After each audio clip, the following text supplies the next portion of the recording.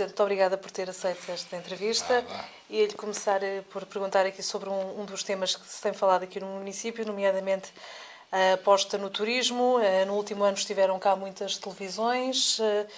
Penso que não seria muito hábito, mas para lá do mês de Enguia, o que podemos esperar mais de Salvaterra enquanto ponto de passagem de turistas? A ideia, em geral, é termos 4 ou 5 eventos no ano que captem a atenção das pessoas e que façam com que ao longo do ano as pessoas acabem por vir cá. E, portanto, não é só o mês de Enguia, nós demos muita visibilidade também e muita dinâmica e muita mais-valia, digamos assim, à Feira de Maio, que agora é a Feira de Magos, porque temos novamente artesanato na rua, produtores locais, temos a agricultura. Promovemos muito o cavalo nesses eventos, através de Campeonato Nacional de Horsebola, através de provas de equitação, de trabalho, etc. Portanto, é uma das formas que encontramos também de promover aquilo de tal uma forma que é a tradição. Temos também a participação nesse evento dos Forcados de Salvaterra, portanto, da Festa Brava, de alguma forma, porque nós somos ribatejos e isso não podemos deixar de pensar nisso. Tivemos muitos eventos musicais e dança, também no palco montado junto à Câmara Municipal. Portanto, temos, como lhe dizia, o mês de março, com o mês de Enguia, temos em maio a Feira de Magos. Depois temos as festas no Concelho, que de junho a agosto preenchem todo o calendário, digamos assim, do Concelho, e, portanto, a Câmara inibe-se nesse momento de fazer eventos para não prejudicar a realização das festas, com exceção para um evento que criámos também o ano passado e que queremos que traga cada vez mais ao Concelho Público jovem, que é o Arte e Sons da Glória do Ribatejo, que é um evento que também procura dar dimensão ao Glória Rock, que era um festival que já é feito há muitos anos na Glória do Ribatejo, e, portanto, nós demos-lhe, digamos assim, mais corpo, e passou de um fim de semana para 2, e, portanto, com mais iniciativas, com mais artes, e, portanto, é uma forma também de chamarmos a atenção dos jovens. Depois, em setembro, como sabe, tínhamos já as celebrações do aniversário da Falcoaria. Este ano demos-lhe uma dimensão mais cultural, mais histórica, com a reedição de publicações históricas, com a criação de uma revista cultural, a Revista Magos, e, portanto, é também com a recriação históricas da época, portanto, do século XVIII, portanto, está de cerca de 250 anos atrás, e, portanto, procuramos também dar visibilidade ao Concelho. E depois temos no Natal este esforço que estamos a fazer de promoção do comércio local, da economia local, com o lema ou sob o lema no Natal compre local. E, portanto, estes 4, 5 eventos de dimensão que estamos a criar no Concelho é para dar visibilidade apenas junto dos mídias e junto das pessoas. Porque depois temos que ter produto. E, portanto, o produto que nós temos é o produto natural, é o Rio Tejo, é o facto de termos a Falcoaria Real, o Palácio da Falcoaria, é o facto de termos matas, charnecas, vales, se quiser, é a lesíria, e, portanto, tudo esse é também, naturalmente, a tradição, a Festa Brava, todo esse produto que estamos a procurar criar, digamos assim, para cada uma destas áreas, atividades que o enriqueçam e que de alguma forma o tornem, digamos assim, mais apetecível. Desde logo, e só para falar do Rio para já, criámos rotas náuticas, ou seja, juntámos a quem já está, aos players que já estão no terreno, com passeios de barco no Rio, e então organizámos criando rotas. E, portanto, é um dos exemplos, podia-lhe falar também do esforço que estamos a fazer junto do ICNF e da Mata Nacional de Escaropim para criar ali rotas pedestres e rotas cicláveis que nos ajudem a promover, de alguma forma, também a charneca.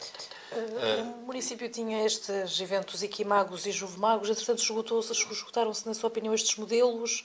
Esses modelos esgotaram-se pelos próprios que os criaram, ou seja, nós não temos Equimagos, se calhar desde 2009, o último ano das eleições autárquicas, antes de 2013, quando tomei posse, e, portanto, foi a própria gestão anterior que criou o evento Equimagos e criou o evento de Juvemagos e que acabou com eles. E, portanto, não se pode dizer que foi a gestão do Partido Socialista que acabou com esses eventos. O que nós fizemos foi o contrário. Nós achámos que fizemos uma análise e ponderámos porque é que a Equimagos acabou. Porque se calhar não tinha dimensão nem mérito para poder ter sobrevivido. E então o que é que nós fizemos? Juntámos o evento de Feira de Maio, digamos assim, se quiser, ao modelo Equimagos, e criámos a Feira de Magos. E juntámos a tudo isso, até ao cavalo, como há pouco lhe referi, juntámos também todo o Campeonato Nacional de Horseball, um conjunto de provas que eram características, digamos assim, ou que estariam mais associadas à parte do cavalo, mas juntámos também ao setor agrícola e agroindustrial. E, portanto, demos dimensão, demos expressão, e isso tornou muito mais visível a Equimagos e a Feira de Magos, e eu penso que este modelo que nós concebemos agora e que o ano passado testámos pela primeira vez, aliás, no ano em curso testámos pela primeira vez, vamos desde já, temos garantido que o vamos repetir já para o ano 2015. E, portanto, em relação às Juve Magos, parece-nos, embora seja discutível, é uma análise... Porque há uma crítica da oposição que a Câmara neste momento não tem nenhum grande evento para a juventude. Não é verdade, porque a oposição, infelizmente, tem pouco tempo para participar nos eventos da Câmara. Certamente não estão motivados nem mobilizados ou preferem encontrar, por vezes, a parte crítica e não a parte construtiva. Porque não é verdade, olha, primeiro, porque nós apoiamos todas as festas e todas as comissões de festas, e em todas as festas e comissões de festas, e o ano passado foram 7 no nosso Conselho, há sempre a tenda jovem. E, portanto, por via indireta, nós temos 7 pequenos eventos, se quiser, depende da duração das festas, que todas as noites têm música e têm animação para os jovens. Depois, não é verdade, porque, como lhe disse há pouco, criámos o Arte e Sons da Glória do Ribatejo, que não existia, que é só focado para todas as artes para os jovens. O ano passado tivemos grafites, tivemos teatro, tivemos marionetas, tivemos rock, diversas bandas de rock, algumas convidadas pela própria Câmara Municipal, em complemento do Festival Glória ao Rock. Estou-lhe a falar de iniciativas que não existiam. E, portanto, temos ali só o Artes e Sons da Glória, se quiser, para nós, a antiga Juve Magos. É a concentração em 2 fins de semana de um conjunto de eventos. O que não fazia sentido era nós termos iniciativas para os jovens, como era o Festival Glória ao Rock, e depois a Câmara ainda se querer ter também um outro festival qualquer de rock numa outra data. E, portanto, pareceu-nos que o que ganhávamos todos se juntássemos esforços de divulgação, de promoção, e é esse modelo que nós criámos. Enfim, não lhe chamámos Juve Magos, até porque quem acabou com a Juve Magos foi o Bloco de Esquerda. Nós criámos o Artes e Sons da Glória do Ribatejo, que é precisamente destinado à juventude. Nesta componente do turismo, o atraso do plano de ordenamento da barragem de Magos também estará a trair algumas das expectativas naturais da Câmara de que aquela zona pudesse também ser um grande polo de atração. Nós achamos que a barragem de Magos nunca vai ser sempre um polo de atração, mas não em grande escala. Ao contrário do que de alguma forma os autarcas têm procurado dizer, não é bem verdade. Porquê? Porque a barragem de Magos tinha um potencial intrínseco que tem que ser transferido para o Rio Tejo, que era proporcionar a muita gente a possibilidade de andar de moto d'água, de barcos a motor, e, portanto, essa zona, digamos assim, que trouxe muito sucesso à barragem de Magos, é proibida por lei. Ou seja, não é possível, naquela albufeira de águas paradas, haver veículos motorizados. E, portanto, uma parte do público-alvo que ia à barragem e que a animou durante muitos anos, foi proibida já há vários anos atrás, quando se fez o plano da albufeira, de o poder utilizar ali. Portanto, diretamente perdeu-se esse público. Depois, é preciso perceber que a barragem de Magos é, por um lado, propriedade dos regantes, não é? Da Associação de Regantes, e os terrenos em volta da Associação de Regantes, ou seja, todos aqueles que fiquem acima do leito mais elevado da água, da cota mais elevada da água, é terrenos privados. E, portanto, objetivamente, qualquer modelo de desenvolvimento não é fácil que o município, a menos que expropriasse os terrenos envolventes à barragem, pudesse encontrar um modelo de desenvolvimento para a barragem que o tornasse mais apelativo do ponto de vista de grandes públicos. Mas eu penso que o essencial que nós, de alguma forma, preconizamos está correto. Ou seja, tentar levar para o Rio desportos náuticos e desportos motorizados, para o Rio Tejo. Por isso, criámos, neste último ano de mandato, ou neste primeiro ano de mandato, criámos miradores naturais sobre as margens do rio, não destruindo as margens do rio, mantendo-as, mas criámos pontos de miradores onde as pessoas podem ir à pesca, onde podem ir, em alguns casos, com as suas viaturas, deixar sair os seus barcos ou as suas motas de água, portanto, acedendo mais facilmente ao Tejo. Depois, fruindo da pesca no rio. E depois, também, do lazer associado ao rio. Na barragem de Magos, o que nós temos pensado, começámos por lançar a asta pública para a dinamização do espaço, que tem que assentar de alguma forma numa parceria com quem explora o próprio espaço de restauração que existe na barragem. Confesso que as coisas não correram muito bem, ou não estão a correr tão bem quanto nós desejaríamos, nesse particular. Portanto, será uma matéria que durante o ano 2015 vamos ter que reanalisar e verificar. Mas o que é que não está a correr bem? Não está a correr bem a exploração ou a dinamização do espaço por conta, digamos assim, do parceiro privado, mas também temos que, se calhar, conversar e ver se ele tem condições para continuar, se tem em que modelo, em que medida é que a Câmara pode ajudar, porque nós não temos sido desafiados, digamos assim, pelo próprio promotor privado para iniciativas ou eventos ou um modelo de dinamização do espaço que pudesse ser útil à própria fruição da barragem. Claro, a época de inverno é sempre uma época de menos fruição da natureza, até pelas condições climatéricas, mas dizia eu que o modelo que temos para a barragem é, para além das pescas, que se lá vai fazendo, é procurarmos criar, mas para isso temos que encontrar um modelo, temos que encontrar um projeto técnico, ou temos que arranjar uma forma de candidatar isso, é tentar criar à volta da barragem, digamos assim, um circuito, uma pista que seja pedonal, que seja ciclável, porque não é possível à barragem, face às restrições de construção que há no próprio plano da barragem. Por outro lado, há as restrições que há não só na construção, mas também na utilização do próprio espelho de água. A barragem vai ser sempre um local contemplativo, um local de estar, um local de lazer. Falta-nos somar, de facto, como dizia, a possibilidade das pessoas percorrerem a barragem à volta a pé, de bicicleta, fruindo da natureza. Que era o que estava no plano de ordenamento também, não é? Sim, era também. Mas, repare, tinha datas. Pois tinha, mas o plano de ordenamento, mas vai ter que perguntar ao Governo porque é que não conseguiu os meios financeiros para... Aliás, que não é preciso perguntar, todos conhecemos, porque é que não se conseguiram os meios financeiros, que inclusive previam a limpeza da barragem, da própria água, digamos assim, mas a realidade é o que é e não vale a pena chorarmos sobre o leite derramado. Não tem sido possível ao Governo encontrar os fundos comunitários, se calhar, que permitam utilizar aquele espaço ou valorizar aquele espaço. Gostaríamos muito, por exemplo, que fosse duplicada a largura da circulação automóvel que por ali há, da via de circulação automóvel, mas são obras muito onerosas e não é possível a quem explora aquele espaço fazê-los. A Associação de Regantes, nomeadamente a questão da rodoviária, não tem sido possível ao Governo injetar neste plano de Albufeira as verbas que inicialmente pensou quando assinou as normas que definem a utilização daquele espaço e, portanto, temos ficado por aquilo que é possível, e o que é possível é tentarmos dinamizar aquilo através da parte da restauração, da limpeza que fizemos para que aquilo tenha dignidade. Foi um esforço que temos que agradecer também à população e às juntas de freguesia que se juntaram a nós naquelas operações, não foi mais do que uma, de limpeza da Albufeira da barragem de Magos. Vamos esperar que para o ano também façamos de novo essas iniciativas, porque é uma forma também de chamarmos a atenção das pessoas para a barragem e para a importância de a mantermos limpa.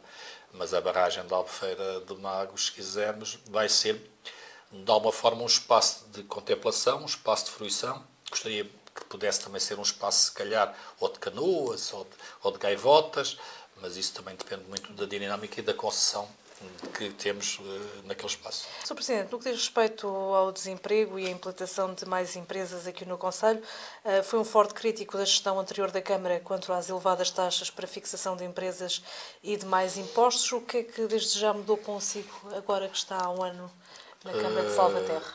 Eu não quero ainda usar os números que provavelmente numa das próximas reuniões de Câmara referirei, mas a taxa de desemprego no meu Concelho diminuiu. E diminuiu neste último ano.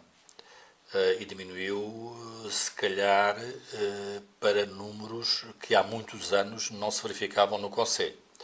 Eu não quero valorizar excessivamente isso, porque, por um lado, é a dinâmica da Câmara. A dinâmica da Câmara apenas é mais um contributo para a economia. Não é o contributo, é mais um. Porque, na verdade, são as empresas, os empresários, os investidores que têm que gerar mais empregos. Mas dizer, por exemplo, quando nós tomámos posse, se calhar havia 1.500, 1.600 desempregados e agora se calhar há 1.100, 1.200, o que é uma redução significativa, porque estávamos com taxas de desemprego na ordem dos 17%, 18%, se calhar, e agora estamos, se calhar, já dentro da média nacional. Mas surgiram mais empresas? Surgiram. Nós, repare, nem esse levantamento a gestão anterior tinha.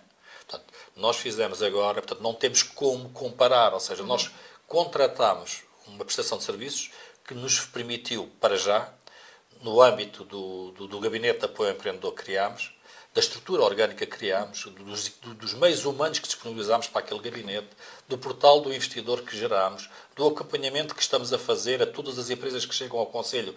Basta que telefonem, são acompanhadas imediatamente por um técnico municipal na visita, seja a terrenos do município, seja a privados, seja o que for, seja até ao financiamento, às fontes de financiamento.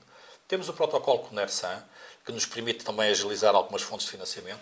E, portanto, nada disto existia no Conselho. Nem sequer o levantamento das empresas. Portanto, fomos nós que fizemos o levantamento das empresas. Sabemos agora quantas são.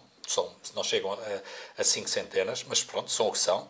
Sabemos quantas exportam. Sabemos que volume de dinheiro é exportado. Sabemos quais são as atividades económicas. Sabemos o nome das empresas. Sabemos onde elas estão. Portanto, é-lhe difícil responder à pergunta: haverá mais empresas agora? Não sei, porque não sabemos quantas empresas existiam, ou que existiam há 1 ano, ou há 2, ou há 3. Sabemos quantas existem no final de 2013. E, portanto, vamos a partir de agora poder verificar se existem mais empresas ou o que é que existe.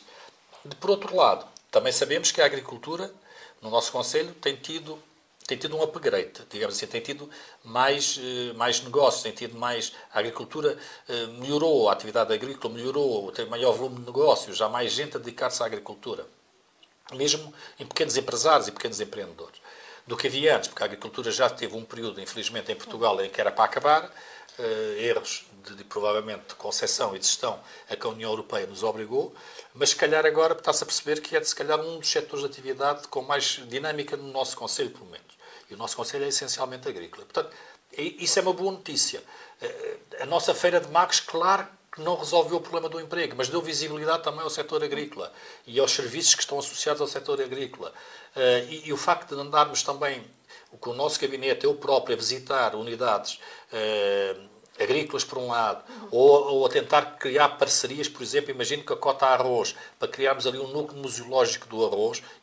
Quando nós pomos na rua os nossos produtos locais, seja no mês de enguia, seja na Feira de Magos, seja agora até no Natal, se for ao edifício do Cais da Val, vai haver árvores de Natal feitas com produtos locais, com mel, com arroz, com os barretes, com as enguias doces. Quer dizer, nós procuramos todos os motivos e todos os momentos para promover o que é nosso. Artistas, produtos, produtores, empresários, e isso, pintores, o que quiser. E, portanto, esses momentos são importantes. O grande empresário que chega agora ao Conselho, que quer implantar, porventura nesta altura de crise não tanto, mas quer implantar aqui uma fábrica, já não esbarra com aqueles impostos que Salvaterra teve a fama de terem muito elevados aqui há uns anos? Não esbarra. Por um lado, porque nós, como sabe, desde que viemos, conseguimos baixar a taxa de IMI, era de ser de 0,7, depois baixámos para 0,6, entretanto a taxa máxima acabou, mas nós baixámos-la enquanto ela existiu.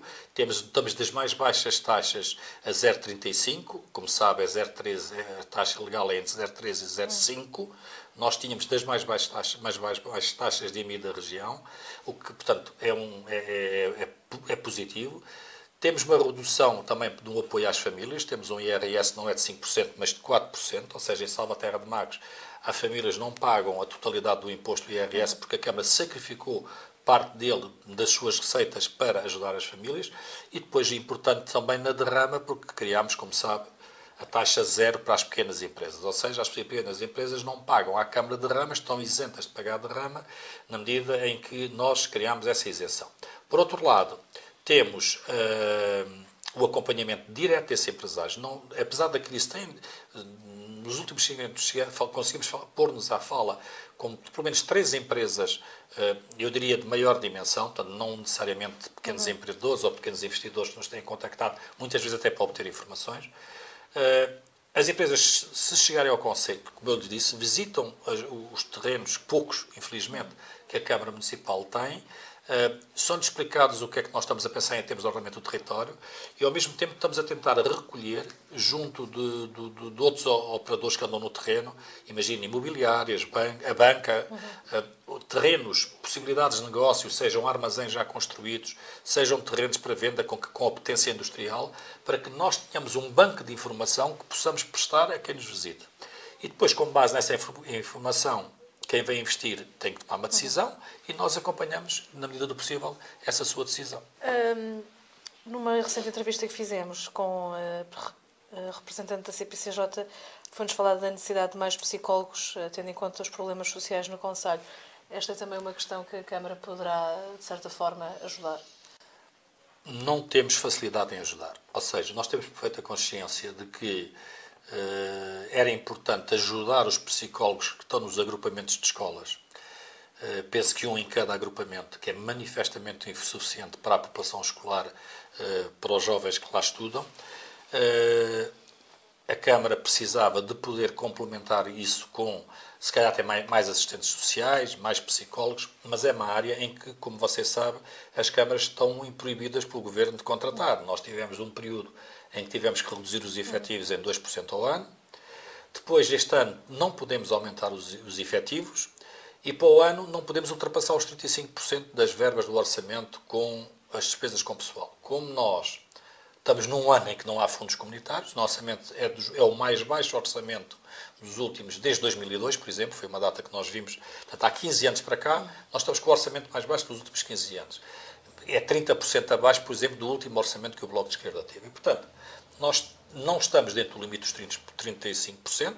Eu dou-lhe um exemplo, há 2 anos, ou aliás, o ano em que está em curso, nós temos um orçamento de 12,7 milhões, nós estamos com uma taxa de pessoal, de despesas com pessoal em relação ao orçamento na casa dos 31%, 32%, estamos dentro dos limites máximos. Para o ano, como temos um orçamento de 10,2 milhões, passamos logo esse valor dos 35%. E, portanto, as câmaras maniatadas na sua capacidade de poder decidir como aplicar os dinheiros, maniatadas pelo Governo, que pouco a pouco nos vai tirando a autonomia funcional, administrativa e de gestão, de facto, torna mais difícil depois poder responder às situações que seriam úteis a responder com mais eficácia às situações que se vão colocando no âmbito do CPCJ. Mas dizer-lhe que nós inscrevemos pela primeira vez este ano no Orçamento da Câmara verbas para o CPCJ. Nunca antes, em Orçamento Municipal, o CPCJ tinha tido verbas adstritas, mas direcionámos um técnico da Câmara Municipal, um quadro técnico superior a tempo inteiro para o CPCJ e, portanto, e depois trabalhamos, obviamente, em harmonia entre o CPCJ e a nossa divisão da ação social, trabalham em harmonia, em estreita colaboração, como deve ser, aliás, e, portanto, penso que, apesar de tudo, nós, neste ano que temos de mandato, melhoramos muito a capacidade, ou melhoramos pelo menos um pouco, a capacidade de intervenção do CPCJ no terreno. Surpreendeu os dados do recente estudo que fizeram, o estudo social do concelho, com a questão de algumas questões sociais tão prementes como foram as apresentadas? Nós tivemos também esse mérito, não é? De reorganizar as primeiras jornadas da saúde e do social e, portanto, tivemos o mérito de reunir um conjunto de pessoas que conhecem a realidade no terreno e em seminários, workshops, termos conseguido tornar, digamos assim, evidente aquilo que, de alguma forma, por vezes, alguns não teimam em não ver a quem conhece, outros que não veem mesmo, não sabem não sabem que existe.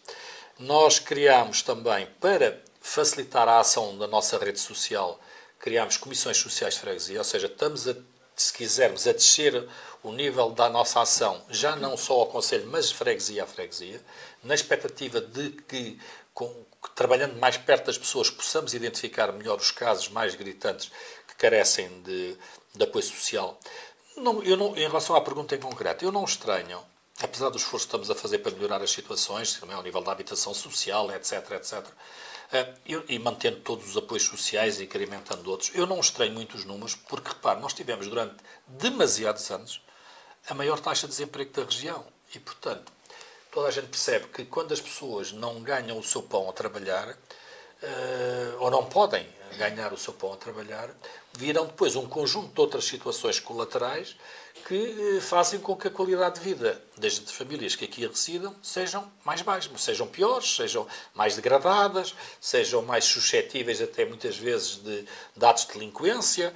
Infelizmente o nosso Conselho tem sido poupado em grande medida a situações mais graves do que tem acontecido noutras, pelo menos nas áreas metropolitanas mais próximas das grandes cidades, mas dizer-lhe que tudo isso vem, digamos, deriva de uma situação económica desfavorável neste momento, mas também desfavorável ao longo de anos, porque durante muitos anos fomos demasiado tempo sempre os últimos classificados, ou dos últimos classificados, no que diz respeito à temática do desemprego. E, portanto, obviamente que isso tem consequências, apesar dos apoios sociais que nós damos ao nível dos transportes escolares, ao nível das refeições escolares, nós temos metade. Não lhe queria mentir nos números, mas cerca de metade das crianças que estão no primeiro ciclo têm apoio social da Câmara Municipal. Ou estão no escalão A ou estão no escalão B. Metade. Portanto, por aí se percebe que as famílias dessas crianças têm dificuldades, porque de outra forma elas não teriam dificuldades ao nível do rendimento familiar, senão elas não teriam direito a estar na ação social escolar. E, portanto, os números são mais ou menos conhecidos, embora por vezes nós não os enfatizemos tanto, mas nós estamos a fazer o que podemos para tentar ajudar. Por outro lado, temos também a questão do posto da GNR, que é muito problemática há muitos anos. Não vê algum fim para isto?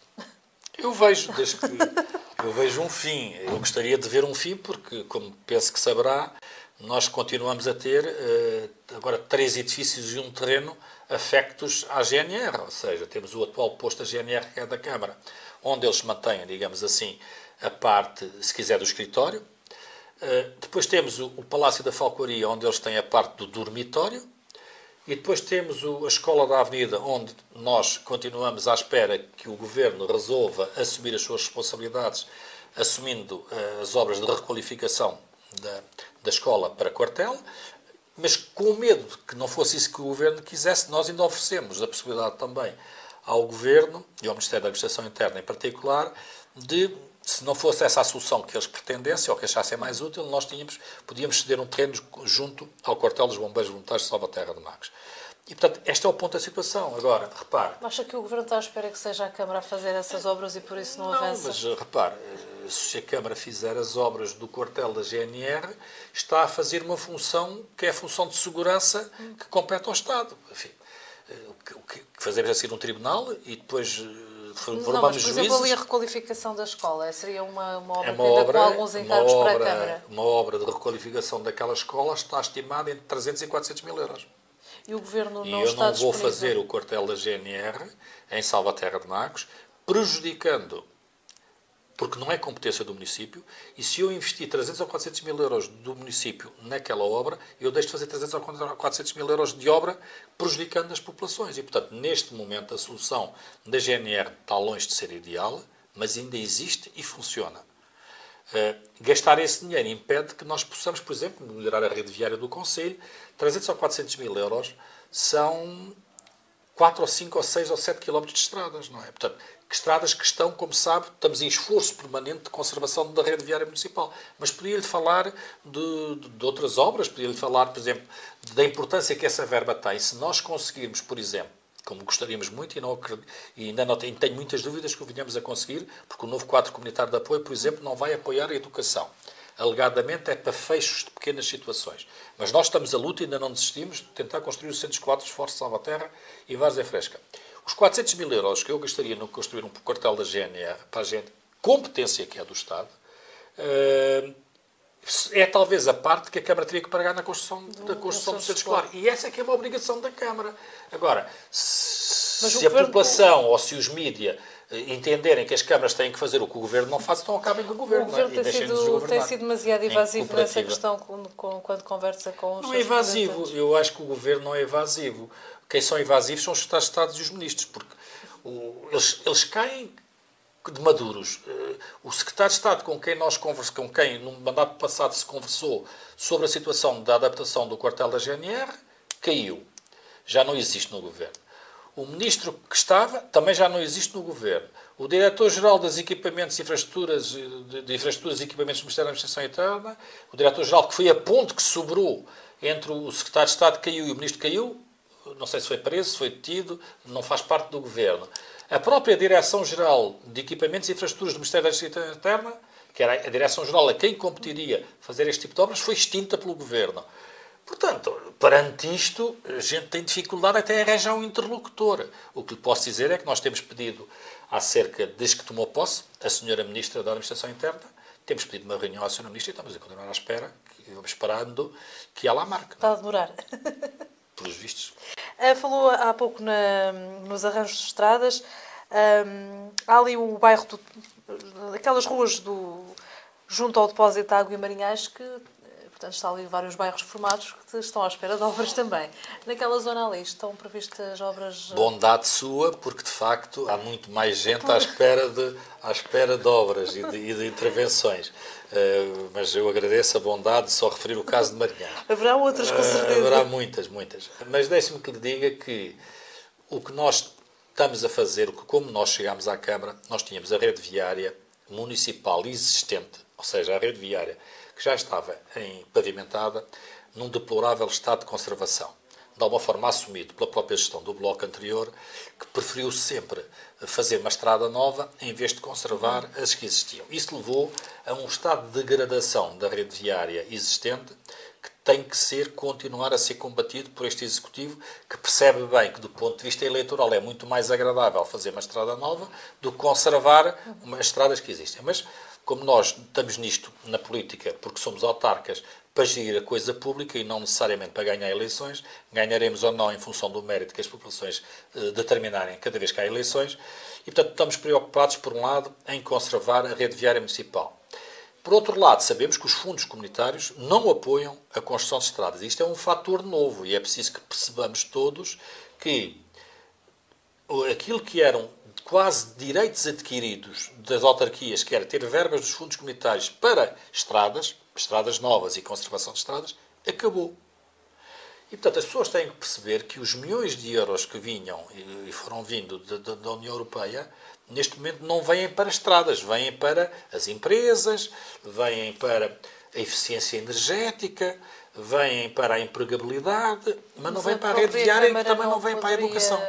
Não poderia também apostar mais nessa vertente? A Câmara, com um orçamento que é 30% abaixo, a Câmara pode tudo, não é? Pelo menos em tese. Agora, o problema é depois ter os meios financeiros para poder, porque depois também temos, nós, como sabe, também não podemos contratar pessoas para fazer as obras. Não podemos contratar empréstimos para fazer as obras. Portanto, temos um conjunto de outras despesas obrigatórias, e eu expliquei isso na altura em que apresentei o orçamento, que são, por exemplo, num orçamento de 10 milhões, temos 4 milhões para pagar as despesas com o pessoal. Depois temos quase 1 milhão para pagar EDP.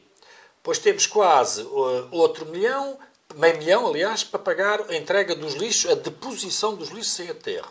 Portanto, se começar a somar, começa a perceber onde é que vão os 10 milhões de euros que a Câmara tem, que é para as despesas ditas obrigatórias. Agora, se somar os transportes escolares, a ação social escolar e as refeições escolares, é mais 1 milhão.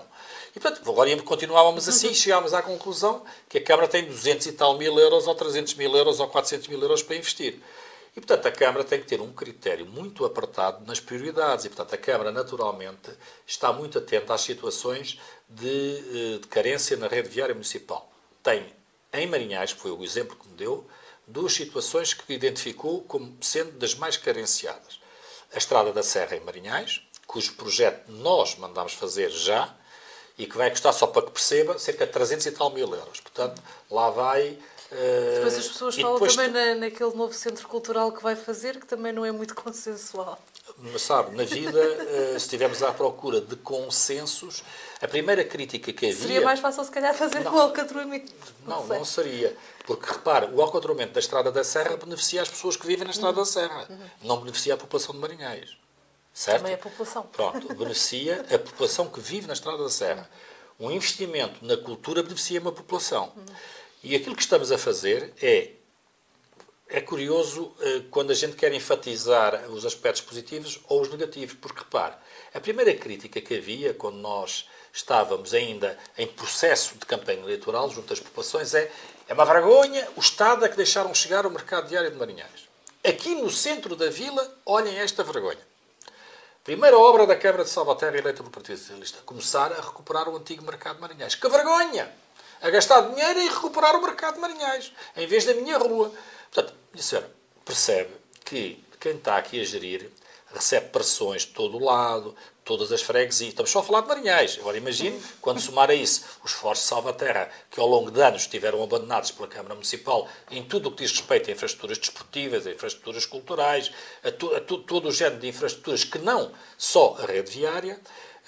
E se juntarmos aqui as ambições da Glória do Ribatejo inteiro, por exemplo, só a título de exemplo, algumas ruas mais alcatroadas, mas essencialmente a recuperação do espaço de Jackson, se juntarmos aqui a ambição que mostrará em ver o núcleo museológico dos Concheiros, ou a rede viária mais arranjada, ou o seu parque infantil mais recuperado, ou uma dinamização do Parque de Merendas. Portanto, repare, nós temos que manter o bom senso, e o bom senso diz-nos: Marinhais é a maior povoação do concelho. Sendo a maior povoação do concelho, Marinhais não tem uma biblioteca. Vai passar a ter. Marinhais não tem um auditório para sentar 150 pessoas. Vai passar a ter. E se tudo nos correr como feição, aquilo que as pessoas dizem que é para a cultura é também espaço de cidadão. E vai poder ter ali serviços de apoio ao cidadão, se as coisas nos correrem de acordo com aquilo que estamos a tentar negociar com o Secretário de Estado da Modernização Administrativa. Marinhais vai ser, aquele mercado da cultura vai ser um dos sítios onde os cidadãos poderão tratar de muita documentação que envolve quer a administração local, quer a administração central. E, portanto, vai ser um espaço do cidadão, um espaço de cultura e uma biblioteca, portanto, e um espaço de auditório para todos os eventos que em Marinhais se possa. Dizer que Marinhais não precisa disso, precisa de uma estrada alcatroada. Desculpe, eu dou muito mais valor a Marinhais do que o mero alcatroamento de uma estrada. Estamos a falar da zona central de Marinhais, só o centro mais antigo de Marinhais, junto à Capela de São Miguel Arcanjo. Eu acho que as pessoas que dizem que preferem a estrada arranjada é porque não são de Marinhais. No que se refere à ligação com a Águas do Ribatejo, qual é que é o balanço que faz desta empresa intermunicipal? Alguns autarcas queixam-se que a empresa faz obras, depois não repõe os pavimentos. Não sei se também tem essa experiência. Temos, infelizmente, não. Bem, vamos olhar primeiro para as Águas do Ribatejo com justiça e correção. Porque muitas vezes nós, na guerra do dia-a-dia, enfatizamos a formiga em vez do elefante. Porque a formiga chateia, incomoda, ou melga, se quisermos. As Águas do Ribatejo foi o melhor que podia ter acontecido a estes concelhos que estão associados. Se nós não se naquele tempo, e honra seja feita aos autarcas que em 2009, se não se tivessem entendido para criar a empresa Águas do Ribatejo, nós não teríamos tido, por exemplo, acesso aos fundos comunitários, aos milhões e milhões de euros que foram investidos. Só no meu concelho foram mais de 15 milhões de euros. E, portanto, 15 milhões de euros que ficaram enterrados nas águas e no saneamento e nas estações de tratamento de águas e de esgotos e nas estações elevatórias, que as pessoas não valorizam, mas que valorizariam se um dia tivéssemos as redes a arrebentar a todo lado, não tivéssemos a fazer estações de tratamento para remover o manganês, se não tivéssemos a tratar as águas, os esgotos antes de os lançar nos rios e nas valas. E, portanto, as pessoas não valorizam, mas é trabalho que fica no nosso concelho e que fica feito. Portanto, e acham que pagam mais água agora? Pois pagavam, porque pagavam, mesmo assim são os que pagam menos na região. Portanto, as pessoas pagam mais água agora porque as pessoas não estavam a pagar a água. As pessoas estavam a pagar um preço político. Hoje já estão praticamente a pagar a água, ainda não estão a pagar o saneamento. As pessoas nós cada vez mais temos que pagar aquilo que consumimos, seja na água, seja no saneamento, seja nos lixos, seja o que comemos, na certeza, porém, de que esta empresa, sendo municipal ou intermunicipal, é uma empresa que não visa o lucro. E é por isso é que as pessoas destes concelhos pagam muito menos água do que pagam noutros concelhos à nossa... Olha, é na EPAL, que serve aqui esta região. E, portanto, não é preciso ir muito longe para ver quão vantajoso é para as pessoas termos encontrado um modelo de funcionamento das Águas do Ribatejo. Por outro lado, portanto, além do modelo não visar o lucro, logo ter tarifário mais baixo do que todos os outros tarifários à nossa volta, é um modelo público que está atento às questões sociais das famílias. Eles têm A empresa criou taxas de apoio às famílias com carências e também às famílias numerosas. No início da empresa, o Sr. Presidente, quando ainda era candidato, tinha uma forte desconfiança desta empresa. E digo-lhe já porquê. Porque onde eu divergi da empresa, e sempre eu disse em sessão de Câmara, não foi no preço que estava definido para a água, foi na progressão do preço. O que eu defendi durante o tempo em que estive na campanha é que o aumento que aconteceu em Salvaterra de Magos, de cerca de 200 e tal %, podia ter sido graduado no tempo. Hoje ainda tem a mesma opinião? Tenho. Agora não vale a pena porque o preço já lá está, não é? A questão é, depende do ritmo com que a gente quer depois fazer os investimentos. A ideia é, se tivéssemos criado condições ao princípio, no sentido de que velocidades diferentes para chegarmos ao mesmo patamar num determinado ano, imagine, queria-se que os preços tarifários fossem iguais. Então, eram iguais, por exemplo, em 2 ou 3 anos, e não necessariamente naquele ano. Isso tinha evitado muita da aversão das pessoas, que ainda hoje se sente, em relação às empresas de águas do Ribatejo.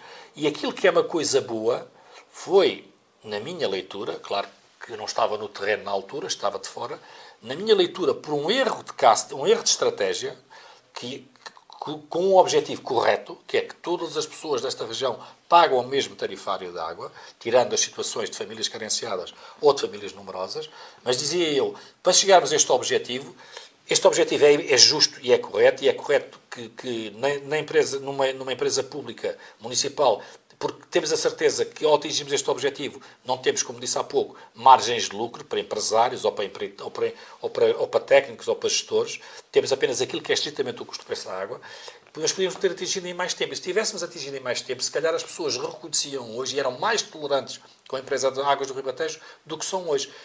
Agora, há um problema, as águas do Ribatejo precisam claramente de melhorar. E também é verdade que quando as obras, ou os grandes volumes de obras acabar, também diminui a pressão que há sobre as águas do Ribatejo, mas as águas do Ribatejo têm que necessariamente melhorar um pouco, quer a questão do marketing,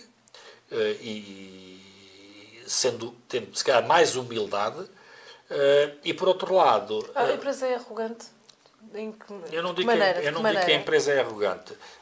As pessoas fazem as empresas, não é? As empresas não são nada. As pessoas é que constituem as empresas. Portanto, é arrogante porque por vezes está distante. Está distante dos autarcas, está distante dos presidentes de junta, está distante dos seus parceiros, que são os autarcas e presidentes de junta, ou está distante das populações porque não explicam o suficiente, ou está distante porque as pessoas por vezes reclamam e não é suficientemente humilde. Portanto, é preciso que a empresa, depois deste grande volume de negócios e de investimentos, evolua no sentido de uma maior qualidade do atendimento das pessoas. É um dos objetivos que foi defendido, como penso que saberá, pelo Presidente das Águas do Ribatejo, o meu colega Francisco Oliveira. Portanto, melhorar aí no atendimento às pessoas é importante e depois no dia-a-dia. Ou seja, a empresa depois vai ter que encontrar um modelo de funcionamento, findas as grandes obras, que garanta que não está meses à espera de meter 4 pedras de calçada ou de reparar um remendo, porque isso objetivamente prejudica pessoas e cria uma imagem negativa da empresa. E, portanto, isso é tanto mais estranho quando são os próprios autarcas, quando é o senhor que também está lá na empresa, não é? Sim, mas o estar lá, isso faz-me lembrar, a senhora também está perto, não faz nada por resolver. É que o facto de estarmos lá não quer dizer que tenhamos capacidade de gestão. A questão é, este tipo de tarefas implicam muitas vezes mais custos. E, portanto, é preciso saber se as pessoas, se faz sentido aumentar o tarifário para conseguirmos ser mais ágeis na intervenção do dia-a-dia. Porquê? Para sermos mais ágeis na intervenção do dia-a-dia, temos de ter mais meios humanos, mais equipamentos. E, portanto, há, eventualmente, uma necessidade que temos de analisar, e é difícil analisar isto agora, quando estamos ainda a fazer grandes investimentos nos territórios. Porque nós ainda não percebemos bem, depois de fins os investimentos, se os meios que temos são suficientes para os problemas que temos no dia-a-dia. Porquê? Porque agora estamos sempre a criar problemas. Quando abrimos uma vala, criamos um problema. Quando fazemos ramais, criamos problemas. E, portanto, é difícil a quem está a gerir neste momento perceber se deve contratar mais técnicos ou mais operativos, mais equipamentos para manter, digamos, para cuidar melhor do dia-a-dia das pessoas. E, portanto, não é estranho. É difícil de avaliar neste momento o que fazer, porque estamos entre duas espadas, que é, queremos melhorar a prestação do serviço, para melhorar isso temos que criar mais meios e temos que aumentar o tarifário. Mas se aumentamos o tarifário, por outro lado, temos as pessoas a dizer que a empresa está muito cara a água. Portanto, os presidentes de Câmara vivem aqui numa situação complexa que é decidir aumentar o preço ou servir melhor. Porque não podem voltar a subsidiar a água como Não se podem. aconteceu durante tantos anos. Não podem, nem têm meios para isso. Muito bem. Sr. Presidente, recentemente deu pelouros ao vereador do PSD, Francisco Naia, quando antes tinha dito que era uma pessoa na qual não tinha confiança, acusou-a de ter pouco caráter e de falar mal pelas costas. Quer dizer, isto... O que é que aconteceu aqui para agora ter uma boa opinião em relação a esta pessoa? Vamos ver, eu ainda não emiti nenhuma opinião depois dessas, pois não, em relação a essa pessoa. Mas mudou rapidamente a opinião. Não mudou de opinião. O que o Presidente da Câmara fez tem valores, e tem um valor acima de tudo que é o valor da governação do município. E o que o Presidente da Câmara tinha intenção, quando tomou posse, de governar em minoria, percebendo que tinha forças políticas à sua esquerda e forças políticas à sua direita. E percebendo que, durante anos, combateu um modelo de governação da Câmara, liderado pelo Bloco de Esquerda, com o qual discordava. E isso foi possível fazer durante um ano. O que aconteceu é que, ao fim do ano, os partidos da oposição se entenderam para tentar baixar as receitas da Câmara. Ou seja, uma Câmara Municipal que tem, no ano de 2014, para o ano económico de 2015, tem o mais baixo orçamento dos últimos 15 anos, ainda houve gente na oposição, nomeadamente o Bloco de Esquerda, que teve 16 anos a governar esta casa, que entendeu que depois de nós termos baixado IMIs e derramas, ainda devíamos baixar mais os IMIs e devíamos baixar mais o IRS, furtando ao orçamento municipal verbas que não nos permitiriam sequer fazer obra. Então este senhor Francisco Naia pôs-se a jeito e tornou-se mais meigo para com a Câmara. E, entretanto, a avaliação é sua, fará comentário quem entender. Estou-lhe a perguntar. Não, mas eu estava a dar a resposta, mas tem que fundamentar a opção. E, portanto, perante esta nova realidade, que foi ver o Bloco de Esquerda, que governou durante 16 anos esta Câmara, de alguma forma, responsavelmente do ponto de vista financeiro, permitir-se os mesmos atores que estiveram a governar querer baixar a capacidade de receita da Câmara num orçamento que já é o mais de 30% abaixo do que eles tinham e que é o mais baixo dos últimos 15 anos. E o facto de o vereador do PSD, num dos impostos, ter estado com o executivo do Partido Socialista e no outro dos impostos ter estado com o Bloco de Esquerda, fez com que o Presidente da Câmara percebesse que os impostos só passaram, ou pelo menos aquele imposto em que eles votaram em conjunto, só passou, o imposto local, a manutenção da taxa, reparem, a manutenção da taxa numa das mais baixas da região, só passou porque não esteve presente o vereador da CDU. De onde eu, face às mudanças que houve na própria representação da CDU, que passou do vereador Orlando Garcia para o vereador João Pedro Caniço, eu percebi que houve um crescendo de, se quisermos, de confronto entre a CDU e o Bloco de Esquerda e a gestão do Partido Socialista, ficando aquilo que antes eram dois fiéis da balança, que era o vereador Francisco Naia e o vereador Orlando Garcia da CDU, passei a ter um único fiel da balança nas sessões de Câmara, porque nós estamos em minoria. E a senhora sabe isso. Portanto, se estamos em minoria, sempre que a oposição se confrontar, se juntar, nós perdemos.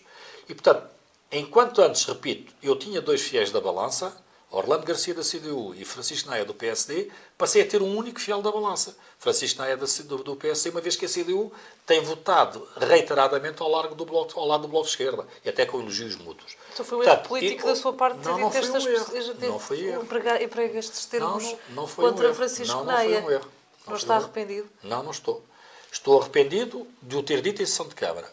Porque o que eu disse em sessão de Câmara era a visão que eu tinha de Francisco Naia, das conversas, como se comprovou depois na votação de um dos impostos locais, que passaram a existir entre o PSD, o Bloco e o PCP, de que eu tinha conhecimento, como compreendo, dos bastidores da política. E, portanto, a situação preocupava-me. E, nessa medida, eu tentei dar um grito em sessão de Câmara de alerta. A resposta que eu tive do PSD, ou do vereador Francisco Naia, foi a disponibilidade para o meu convite para conversarmos. E a partir desse momento nós conversámos e entendemos que, face a um dos temas queridos do vereador, que era o tema do desenvolvimento económico e do empreendedorismo, Com o qual disse que ele não tinha pelo condições. facto de ele ser economista. Se quiser fazermos a entrevista sempre em torno desse episódio, a gente continuaremos aqui durante 2 horas. Agora, a dizer-lhe que, perante a preocupação que o vereador tinha na área do desenvolvimento económico e do empreendedorismo, perante o trabalho que nós vimos a desenvolver nessa área, percebendo nós que temos um técnico na área do marketing entregue àquela unidade que nós criámos, àquela função, que era vantajoso ter um economista, o vereador mostrou abertura de espírito para, apesar daquilo que eu disse na reunião de Câmara, estar disponível para trabalharmos em conjunto e para nos conhecermos melhor e para vermos o que é que podemos fazer de futuro. E vamos fazer esse namoro, como eu disse na sessão de Câmara, durante 2 meses, até ao fim do ano, e no início do ano que vem avaliaremos se nos conseguimos entender e relacionar pessoalmente. Se nos conseguirmos entender e relacionar pessoalmente, é do interesse da Câmara que este vereador desenvolva tarefas nestas áreas, porque vai ajudar, de facto... Para já tem mostrado interesse, tem dado ideias? As coisas para já têm corrido bem. Sr. Presidente, aqui ainda neste problema das 40 horas semanais, penso que há aqui um bocadinho o clima de ver até onde é que o Sr. Presidente consegue ir neste braço de ferro que se instalou. Não, pois, é verdade. Aí tenho que lhe dizer que sim. É verdade o que está a dizer. Ou seja, é curioso que uma lei mal feita por um governo, cuja responsabilidade é da coligação PSD-CDS, se transforma num ataque, se quiserem, ou numa crítica à gestão do Partido Socialista da Câmara de Salvaterra, que se limita a cumprir a lei. Eu percebo que os sindicatos estejam descontentes, porque naturalmente lutam pelas 35 horas. Foi por causa disso que nós celebramos com eles acordos coletivos de trabalho. Percebo que sabemos que há outros autarcas e muitos, a maior parte, que se mantêm nas 35 horas, não cumprindo a lei. Repito, nós temos parceiros, aquilo que eu já disse em sessão de Câmara, temos parceiros dos serviços da Câmara, da Associação dos Municípios e da CCDR de Lisboa e Val do Tejo, que nos dizem que nós temos que estar nas 40 horas, mas aprovámos, como sabe, por unanimidade, uma moção do Bloco de Esquerda há uns dias atrás, e depois, se calhar, para não ficar atrás, a CDU, passado 15 dias, apresenta uma nova moção que também votámos favoravelmente.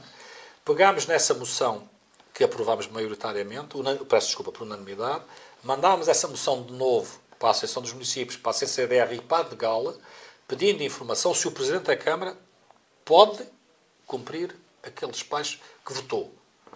E a resposta é que já temos, para já, da Associação dos Municípios, que vamos distribuir na próxima reunião de Câmara, e vamos distribuir junto os trabalhadores, é que, apesar dessa posição unânime, o Presidente da Câmara não pode aplicar e vai manter essa posição até ao fim. Vou manter essa posição até que mas era mais fácil para si, se calhar, abdicar dessa posição. Era, mas sabe que eu sou um legalista e vou ter tantas razões para ser constituído arguido no futuro, que se calhar esta não é uma boa razão, porque eu nem sequer posso invocar o argumento do desconhecimento. Porque se eu tivesse aplicado e não tivesse pedido os parceiros jurídicos, eu podia ainda alegar que desconhecia.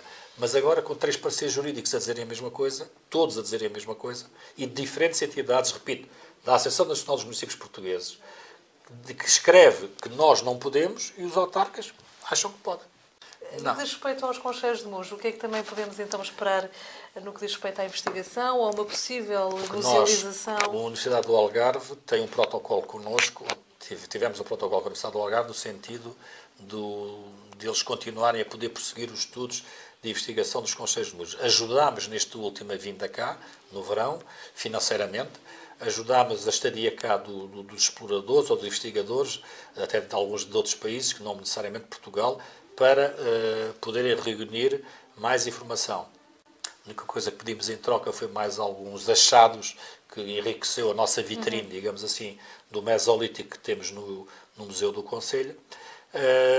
E estamos disponíveis para tudo o que a Universidade do Algarve queira partilhar connosco. Agora, é evidente que os estudos são tão caros que só se a Universidade conseguir financiamentos próprios ou através de bolsas é que nós podemos continuar a prosseguir esses estudos.